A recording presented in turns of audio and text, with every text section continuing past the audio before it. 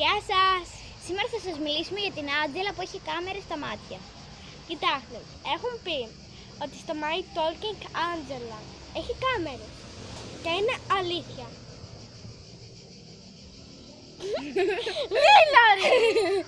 Ναι, όντως. Είχα μπει σε ένα βίντεο και είχα δει μια κοπέλα έχει κατεβάσει την Άντζελα. Και τι είδε? Να την παίρνει τηλέφωνο ένας άνθρωπος. Τι είχαμε δει μαζί με την αδελφή μου. Είμαστε αδελφούλες. Εμένα με λένε Χριστίνα και Αλκιόνη.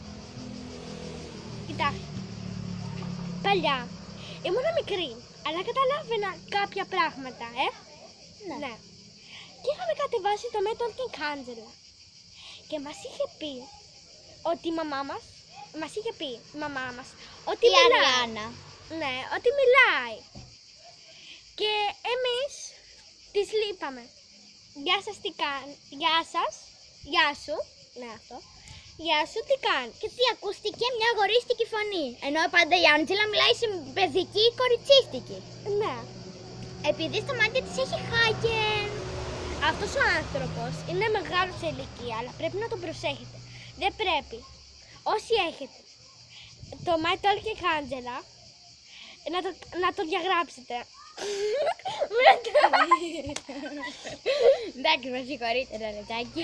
Πρέπει να το διαγράψετε. Ναι. Γιατί αυτός ο άνθρωπος από το κινητό σας μπορεί να καταλάβει τη διεύθυνσή σας και που είναι το κινητό σας από το GPS. Και άμα δεν μας πιστεύετε, να μπείτε Άντζελα, κάμερες στο YouTube. Πρώτο. Ναι. Και θα σας το δείξουμε. Και εκεί πέρα υπάρχει και ένας άνθρωπος που το κάνει αυτό. Δεν γίνεται να το κάνει μόνος του. Ναι. Άντζελα, κάμερες πρώτο. Γεια σας. Γεια σας.